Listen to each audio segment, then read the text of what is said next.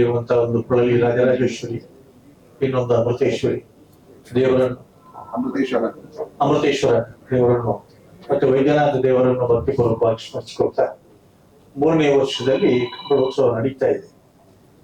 2 ವರ್ಷದ ಅನುಭವದೊಂದಿಗೆ 3ನೇ ವರ್ಷದಲ್ಲಿ ಒಳ್ಳೆಯ ತಂಡ ಇನಾಯತಾಲಿ ಅವರ, ಯಾಕೆ ಅಂತ ಕೇಳಿದ್ರೆ credit and blame goes to the captain.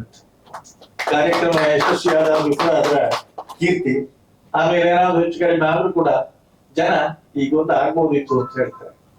ನಾನು ಹೆಚ್ಚು ಮಾತಾಡ್ಲಿಕ್ಕೆ ಹೋಗದೆ, ಒಂದು ಕಾಲದಲ್ಲಿ ಒಡ್ಡಾರ್ಬೀಟ್ನ ಕಂಬಳ ಮತ್ತೆ ಮುಲ್ಕಿಚಿಮೆ ಅರಚು ಕಂಬಳಗಳು ಒಂದೊಂದು ತಿಂಗಳ ಜಾತ್ರೆ ಆಗಿತ್ತು. ಅಲ್ಲಿ ರೈತನಿಗೆ ಬೇಕಾದ ಕೊಡುಕೊಳ್ಳುವ ಎಲ್ಲ ವ್ಯವಹಾರಗಳು ನಡೀತಾ ಇದ್ದಂತಹ ದಿನಗಳು. ಆಮೇಲೆ ಕಂಬಳಕ್ಕೆ ದಿನ ನಿಗದಿ ಆದ ನಂತರ ಆ ಊರಿನಲ್ಲಿ ಬೇರೆ ಯಾವ ಕೆಲಸಗಳು ಆಗ್ಲಿಕ್ಕೆ ಇಲ್ಲ, ಕಂಬಳ ಮುಗಿಯದೆ. ಆ ಕಂಬಳದ ಮಂಡಿಗೆ ಅಷ್ಟು ಮಹತ್ವ ಇತ್ತು, ಗೌರವ ಇತ್ತು. ಕಂಬಳ ಗದ್ದೆಗೆ ಕೋಣಗಳನ್ನು ಇಳಿಸ್ಲಿಕ್ಕೆ ಸಾಧ್ಯವಾಗದೇ ಇದ್ರೆ ಆ ಗದ್ದೆಯ ನೀರನ್ನಾದ್ರೂ ಕೊಂಡೋಗಿ ಹಟ್ಟಿಗೆ ಪ್ರೋಕ್ಷಿಸುವಂತಹ ಪದ್ಧತಿ ಕೂಡ ಇತ್ತು. ಇಲ್ಲಿ ವಿಶೇಷವಾಗಿ ನಾನು ನಮ್ಮ ಗುರುಪುರ ಕಂಬಳ ವಿನಂತಿಸುವುದೇನೆಂದ್ರೆ, ಇವತ್ತು ಕಂಬಳ ಕೈ ತಪ್ತವಂತ. ಉದಾಹರಣೆಗೆ ಮೊನ್ನೆ ಒಂದು ಕಂಬಳದಲ್ಲಿ ನಾವು ನೋಡಿದ್ವಿ, ಒಂದು 6 ಗೋಲಿನವರೆಗೂ ಕೂಡ ಹಿಂದಿನಿಂದ ಓಡಿಕೊಂಡು ಬರ್ತಾನೆ. ಕೋಣಗಳನ್ನು ಬಿಟ್ಟ ನಂತರ ಬಿಡುವವರಲ್ಲದೆ ಓಡಿಸುವವರಲ್ಲದೆ ಯಾರು ಕೂಡ ಒಂದು ಹೆಜ್ಜೆಯೂ ಕೂಡ ಮುಂದೆ ಬರದ ಹಾಗೆ ನಾವು ನಮ್ಮ ಕಂಬಳದಲ್ಲಿ ನೋಡ್ಕೊಳ್ತೀವಿ. ಯಾಕಂದ್ರೆ ಒಂದು ಕಡೆಯಿಂದ ಅತ್ಯಂತ ವೈಭವ, ಇನ್ನೊಂದು ಕಡೆಯಿಂದ ವ್ಯವಸ್ಥೆ, ಇನ್ನು ಮತ್ತೊಂದು ಕಡೆಯಲ್ಲಿ ಬಂದವರಿಗೆ ಒಂದು ಭಾಗವಹಿಸಿದ ಪ್ರತಿಯೊಬ್ಬರಿಗೂ ಬೆಳ್ಳಿಯ ನಾಣ್ಯದ ಕೊಡುಗೆ, ಪ್ರತಿಯೊಂದು ಕೋಣೆಗಳವರಿಗೂ ಒಳ್ಳೆಯ ಒಂದು ಕೊಡುಗೆ, ಬಂದವರಿಗೆಲ್ಲ ಒಂದು ಅನ್ನ ಸಂತರ್ಪಣೆ.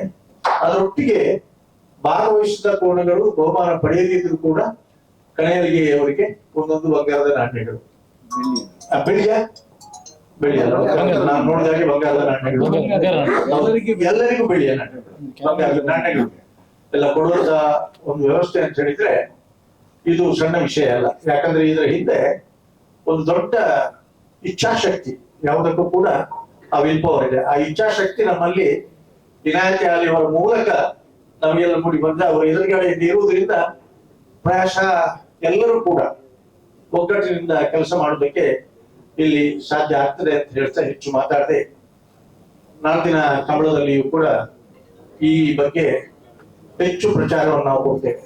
ಉಪ್ಪಿನಗಡಿಯ ಕಂಬಳ ಇದೆ ಅದಕ್ಕಿಂತ ಮುಂಚೆ, ಯಾಕಂದ್ರೆ ಸ್ವಲ್ಪ ಕಂಬಳ ಕೊನೆಗೆ ಏನು 4 ಕಂಬಳಗಳು ಉಳಿದಿದೆ. ಒಂದು ಉಪ್ಪಿನಂಗಡಿಯ ಕಂಬಳ, ಇನ್ನೊಂದು ಗುರುಪುರದ ಕಂಬಳ, ಮತ್ತೊಂದು ಬಲಕುಂಜಿಯ ಕಂಬಳ, ಇನ್ನೊಂದು ಹರೇಕಳದ ಕಂಬಳ. ಈ 4 ಕಂಬಳಗಳು ಈಗ ಪಟ್ಟಿಯಲ್ಲಿ ಇದ್ದ ಹಾಗೆ ಆಗ್ತದೆ. ಇನ್ನೂ 2 ಕಂಬಳಗಳು, ಒಂದು ಸಾಣೂರಿನಲ್ಲಿ ಕರೆ ಬಹಳ ಅಚ್ಚುಕಟ್ಟಾಗಿ ನಿರ್ಮಾಣ ಆಗ್ತಾ ಇದೆ, ಮತ್ತೊಂದು ನಮ್ಮ ಕಡಂದರೆಯ ಪರಾರಿಯಲ್ಲಿ ಈಗಾಗಲೇ ಕರೆ ನಿರ್ಮಾಣ ಆಗಿದೆ. ಮುಂದೆ 1-2 ಕಂಬಳಗಳಾಗುವ ಸೂಚನೆಗಳು ಈಗಲೇ ಸಿಗ್ತಾ ಇದೆ. ಅದರೊಟ್ಟಿಗೆ ಸುಪ್ರೀಂ ಕೋರ್ಟ್ ಕೂಡ ಪೇಟಾದವರ ಹಾಕಿದಂತ ಆಕ್ಷೇಪವನ್ನು, ಅರ್ಜಿಯನ್ನು ಅಡ್ಮಿಷನ್ ಸ್ಟೇಜಿನಲ್ಲಿ ರಿಜೆಕ್ಟ್ ಮಾಡಿದೆ. ಎಲ್ಲಿಯೂ ಕೂಡ ಕಂಬಳ ಮಾಡಬಹುದು ಅಂತ. ಆದ್ರೆ ನನ್ನ ಒಂದು ಅಥವಾ ಕೆಲವರ ಅಭಿಮತ ಹೇಗುಂಟು ಅಂತ ಕೇಳಿದ್ರೆ, ಮೊದಲು ನಮ್ಮ 2 ಜಿಲ್ಲೆಯಲ್ಲಿರುವಂತಹ ಕಂಬಳಗಳನ್ನು ಸರಿ ಮಾಡಿಕೊಳ್ಳುವ, ಅಂದ್ರೆ 24 ಗಂಟೆ ಒಳಗೆ ಮುಗಿಸ್ಲಿಕ್ಕೆ ಏನ್ಬೇಕು, ಅಲ್ಲಿ ಯಾವ ರೀತಿ ನಾವು ಸಹಕಾರವನ್ನು ಕೊಟ್ಟು ಕೋಣಗಳವರನ್ನು ಮನವೊಲಿಸಿಕೊಂಡು ವಿಳಂಬ ಆಗದ ಹಾಗೆ ನೋಡ್ಬೇಕು ಅಂತ. ಇನ್ನೊಂದು ಕಡೆಯಿಂದ ಏನಾಗ್ತಾರೆ ಅವರ ಹತ್ರ ಗಮನ ಕೊಡ್ತೇನೆ ನಾನು, ಆ ಕೋಣಗಳನ್ನು ಬಿಡುವಲ್ಲಿ ಆರ್ಟಿಫಿಷಿಯಲ್ ಇಂಟೆಲಿಜೆನ್ಸ್ ನ ಮೂಲಕ ನಮ್ಮ ಮಣಿಪಾಲ ವಿಶ್ವವಿದ್ಯಾಲಯದವರ ಸಹಭಾಗಿತ್ವದಲ್ಲಿ 1-2 ಪ್ರಯೋಗಗಳು ಆಗಿದೆ. ಈಗ ನಮ್ಮ ಕುಗ್ಗದವರ ಸಹಭಾಗಿತ್ವವು ಕೂಡ ಅದಕ್ಕೆ ದೊರಕ್ತಾ ಇದೆ. ಹಾಗಾಗಿ ಮುಂದೊಂದು ದಿನ, ಪ್ರಾಯಶಃ ಮುಂದೊಂದು ದಿನ ಅಂದ್ರೆ ಈ ವರ್ಷ ಕಷ್ಟ ಆಗಿದೆ, ಯಾಕಂದ್ರೆ ಅಷ್ಟು ದೂರದಲ್ಲಿ ಕೋಣಗಳು ಒಪ್ಪುವುದಿಲ್ಲ. ಕೋಣಗಳನ್ನು ಬಿಡುವಲ್ಲಿಯೂ ಕೂಡ ತಂತ್ರಜ್ಞಾನದ ಎಲ್ಲಿ ಯಾವ ರೀತಿ ಇಲ್ಲಿ ನಮ್ಮ ಲೇಸರ್ ಬೀಮ್ ನೆಟ್ವರ್ಕ್ ಸಿಸ್ಟಮ್ ಮತ್ತು ಎಲೆಕ್ಟ್ರಾನಿಕ್ ಟೈಮಿಂಗ್ಸ್ ಇದೆ, ಅದೆರಡೂ ಕೂಡ ಅತ್ಯಂತ ಯಶಸ್ವಿಯಾಗಿ ಕೆಲಸ ಆಗ್ತದೆ. ಆದ್ರೆ ಕೋಣಗಳವರು ಸಹಕಾರ ಬೇಕು. ಮೊನ್ನೆ ಕಂಬಳದಲ್ಲಿ ಸೆನ್ಸಾರ್ ಫೇಲ್ಯೂರ್ ಆಗಿ 1.5 ಗಂಟೆ ಕಂಬಳ ನಿಂತಿತ್ತು. ಆಮೇಲೆ ಸೆನ್ಸಾರ್ ಲೈಟಿಂಗ್ ಆಗ್ಲಿಲ್ಲ, ಆದ್ರೆ ಕೋಣಗಳವರು ಸಹಕಾರ ಕೊಟ್ಟರು. ಟೈಮಿಂಗ್ಸ್ ನಲ್ಲಿ ಇಡೀ ಕಂಬಳವನ್ನು ಮುಗಿಯುವವರೆಗೆ ಕೋಣಗಳವರು ಸಹಕಾರ ಕೊಟ್ಟರು. ಹಾಗೆ ಕೋಣಗಳವರು ಸಹಕಾರವನ್ನು ಪಡ್ಕೊಂಡು ಕೋಣಗಳನ್ನು ಬಿಡುವಲ್ಲಿಯೂ ಕೂಡ ಒಂದು ತಂತ್ರಜ್ಞಾನದ ಅಳವಡಿಕೆ ಆದ್ರೆ ಖಂಡಿತವಾಗಿ 24 ಗಂಟೆ ಒಳಗೆ ಕಂಬಳವೂ ಮುಗಿಯುತ್ತದೆ. ಕಂಬಳದ ಬಗ್ಗೆ ಇರುವಂತಹ ಆಸಕ್ತಿ, ಯಾಕಂದ್ರೆ ಈಗ ಜಗತ್ತಿನಾದ್ಯಂತ ಪ್ರಚಾರ ಮಾಧ್ಯಮದ ಮೂಲಕ ಈ ಕಂಬಳ ನೋಡ್ತಾ ಇರೋದ್ರಿಂದ ಗುರುಪುರದ ಕಂಬಳದಲ್ಲಿ ಕೂಡ ಬಹಳಷ್ಟು ಜನ ಕೇಳಿದ್ರು, ಹೀಗೀಗುಂಟಲ್ಲ ಹೀಗೀಗುಂಟಂತೆ ಅಂತ. ಅದು ಕಳೆದ ವರ್ಷವೂ ಮಾಡಿದ್ದಾರೆ. ಬಹಳ ಅಂದ್ರೆ ಮರುದಿವಸವೂ ಕೂಡ ನಿಮ್ಮ ದೂರ ಆಲೋಚನೆ ಹೇಗಿತ್ತು ಅಂದ್ರೆ, ಮರುದಿವಸವೂ ಕೋಣಗಳು ಉಳಿದವರಿಗೆ, ಕೋಣಗಳವರಿಗೆ ಒಂದು ಊಟೋಪಚಾರದ ವ್ಯವಸ್ಥೆ. ಇದು ಯಾಕೆ ಮುಖ್ಯ ಅಂದ್ರೆ, ಕೋಣಗಳವರು ಬರುವಾಗ್ಲೇ ಇವತ್ತು ಟೆಂಟ್ ಇಟ್ಕೊಂಡು ಬರ್ತಾರೆ, ಗ್ಯಾಸ್ ಇಟ್ಕೊಂಡು ಬರ್ತಾರೆ, ಅಡಿಗೆ ಮಾಡ್ತಾ ಊಟ ಮಾಡ್ತಾ ಇರ್ಬೇಕಾದಂತ ಪರಿಸ್ಥಿತಿಯಲ್ಲಿ ಆ ಉಳಿದವರಿಗೆ ಆ ಬಗ್ಗೆ, ಹೊಟ್ಟೆ ಬಗ್ಗೆ, ಅಡಿಗೆ ಬಗ್ಗೆ ಯೋಚನೆ ಇಲ್ಲದಂತ ಮಾಡಿದ್ದು ಅಂತ ಹೇಳಿದ್ರೆ, ಪ್ರಾಯಶಃ ನೀವು ಕೊನೆಗೆ ಕೊಡುವ ಒಂದು ಬೆಳ್ಳಿಯ ನಾಣ್ಯ, ಬಂಗಾರದ ನಾಣ್ಯ ಇದೆಯಲ್ಲ, ಅದರಷ್ಟು ಇದು ಬಹಳ ಮುಖ್ಯವಾದಂತಹ ಒಂದು ನಮ್ಮ ವ್ಯವಸ್ಥೆಯ ಒಂದು ಭಾಗ ಅಂತ ನಾನು ಅದನ್ನು ತಿಳ್ಕೊಳ್ತೇನೆ. ಹಾಗಾಗಿ ನಾವು ನಿಮ್ಮೊಟ್ಟಿಗೆ ಇದ್ದೇವೆ. ಕಳೆದ 2 ವರ್ಷಗಳಲ್ಲಿ ಕೂಡ ನಾವು ಗುರುಪುರದ ಕಂಬಳ ನಮ್ಮ ಕಂಬಳ ಅಂತ ನಾವು ಭಾವಿಸಿಕೊಂಡು ನಿರಂತರವಾಗಿ ಕೆಲಸ ಮಾಡಿದ್ದೇವೆ. ನಮಗೂ ಕೂಡ ಇಂಥ ಮುಖಂಡರಿದ್ದಾಗ, ಇಂಥ ಒಂದು ವಿನಯ್ ಕುಮಾರ್ ಅವರು ಒಂದು 10 ಸಲ ಆದ್ರೂ ಫೋನ್ ಮಾಡ್ತಾರೆ ನಮ್ಗೆ. ಅದಲ್ಲದೆ ಅವರು ಯಕ್ಷಗಾನ ಅಕಾಡೆಮಿ ಒಬ್ರು ಸದಸ್ಯರಾಗಿದ್ದರಿಂದ ಈ ವರ್ಷವೂ ಕೂಡ ತುಳು ಯಕ್ಷಗಾನವನ್ನು ಕೂಡ ಕಂಬಳದ ದಿವಸವೇ ಇಟ್ಕೊಂಡಿದ್ದಾರೆ. ಇದು ಬಜಗೋಳಿಯ ಕಂಬಳದಲ್ಲಿ ಪ್ರಾರಂಭದ ವರ್ಷದಲ್ಲಿ ಇತ್ತು. ಪುತ್ತೂರಿನ ಕಂಬಳೋತ್ಸವ ಎಲ್ಲ 5 ಮೇಳದ ಆಟ ಒಂದೇ ದಿವಸ ನಡೀತಾ ಇತ್ತು, ಅಷ್ಟು ಜನ ಸೇರ್ತಾ ಇದ್ರು.